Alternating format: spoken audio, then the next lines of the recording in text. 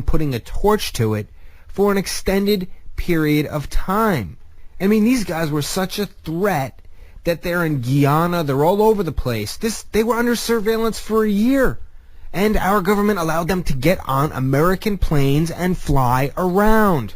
These are people they suspected of trying to blow up an airport. Now, if you really want to get to the bottom of this stuff, you have to ask the hard questions. And, you know, I regularly cite WorldNet Daily. I find them to be one of the best news sources on the internet. But unfortunately, even WorldNet Daily is prone to playing around with this evil terrorist capable of doing anything. They are the most evil thing ever game. And that's what this is. Here, this is from WorldNet Daily from July 13th, 2007. Al-Qaeda bakes little boys. A reporter embedded with the U.S. military in Iraq reports a government official has recounted a new atrocity by Al-Qaeda, several instances in which terrorists baked a young boy, then invited his family to lunch with the victim as the main course. Apparently these families hadn't realized that their child was missing. And the crux of this story is, in these tribal regions, they need the parents, they need these families to go along with their goal. They want them to basically join up with Al-Qaeda, and these people stand in opposition of them. So they take their child and cook them, and they invite the family over, serve them their own child, and as such, these people then join up with Al-Qaeda because somehow this wins them over. Well, I got a little sidetracked, so let me just jump right back in here. I have only 15 minutes left.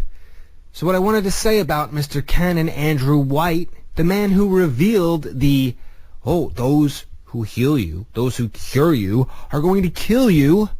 Well, he's an Anglican priest, and as it turns out, he's also of the Order of the Merit of the Knights Templar of Jerusalem. He's a modern-day Templar Knight. Wow. Well, what do we know about Templar Knights? The Templar Knights, they were rounded up and executed. They were exiled. Their little order was disbanded because of their ties to the occult, worshipping Baphomet, embracing Kabbalistic mysteries, and partaking in ancient mystery religions. And they were the forefront of secret societies. Or so we're told, because, just coincidentally the Pope happened to find some documents that recently cleared them of all charges. They're fine, upstanding people now that Mr. Canon Andrew White is playing the game. And the more you look into this guy, I mean, this is coming from Times Online. This is yet again another British news source. But you can find him right on the Templar Knights homepage. And you will find other articles where he's talking about sitting down and having lunch with Bill Clinton and having lunch with Bono, who he's not really sure. He calls him Bruno, but his wife knows it's Bono. I mean, it's just ridiculous. I'm supposed to believe this guy is sitting down and having lunch with Bill Clinton one day, and the next day he's in the middle of Jordan with an Al-Qaeda agent sitting there telling him, those who cure you are going to kill you. Right, and the JFK bomb plot was going to work, and if only those syringes had worked properly, all of London would have just been incinerated by these two car bombs. Well, as I'm about to get into the crux of the New World Order here and wrap things up, I just want to make a few more points here, okay? Now, we have guys like John Edwards running for office now, and John Edwards wants a universal health care plan that requires mandatory checkups. Hillary Clinton basically wants the same thing. I'm sure Rudolph Giuliani and whoever else the powers that be throw our way, they all want the same thing. So you can expect universal health care, and you can expect to have to go to the doctors. And this is not so they can catch diseases early on. This is to require you to have mental health tests done.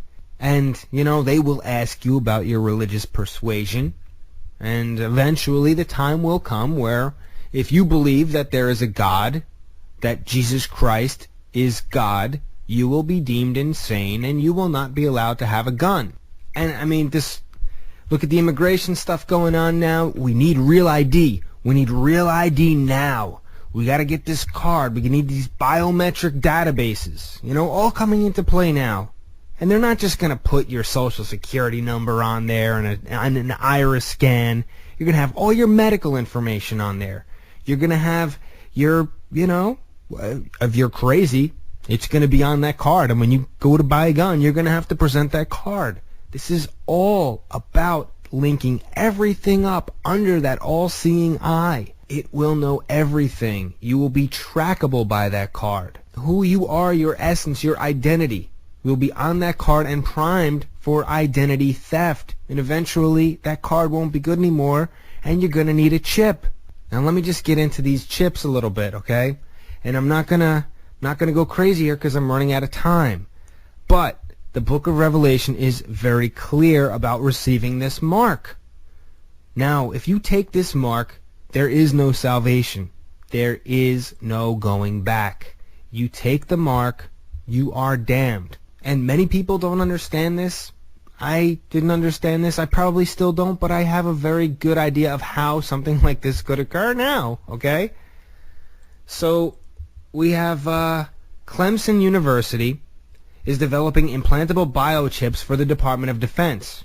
The Department of Defense has awarded $1.6 million to the Center of Bioelectronics, Biosensors, and Biochips, C3B, at Clemson University for the development of an implantable biochip that could relay human health information if a soldier is wounded in battle or a civilian is hurt in an accident. The biochip, about the size of a grain of rice, could measure and relay such information and basically, get it to the doctors quicker. Now here's where things get tricky, okay? And again, this is where we're taught to believe that we're not capable of this and technology isn't here yet. U.S. plans stealth shark spies. This comes from BBC News. Pentagon scientists are planning to turn sharks into stealth spies capable of tracking vessels undetected, a British magazine has reported. They want to remotely control sharks by implanting electrodes in their brains. The aim is to exploit sharks' natural ability to glide through the water, sense delicate electrical gradients, and follow chemical trails. The research is being funded by the Pentagon's Defense Advanced Research Projects Agency, DARPA. It aims to build on the latest developments in brain implant technology, which has already seen scientists controlling the movements of fish, rats, and monkeys. Natural implants consist of a series of electrodes that are embeddable into the animal's brain, which can then be used to stimulate various functional areas. And it goes on and on and on. The U.S. Navy has acoustic signaling towers capable of sending sonar signals to a shark up to 300 kilometers or 187 miles away. Have you seen Revenge of the Sith? It's really not that hard to imagine what could happen if someone takes a chip on their head or their hand. And there's a lot more to get into here that I've gone into in my shows that I just don't have time to touch on now. But the more you look at this stuff and the more you understand what technology is capable of, the more it becomes clear that if you take this chip, you will be basically putting yourself on a grid. You will become wired into this beast system where you may very well never have the ability or the chance to ask for forgiveness. The Bible is very clear. Men will gnaw their own tongues because of the pain from the sores from the mark, but they will not repent. No one left on earth will repent.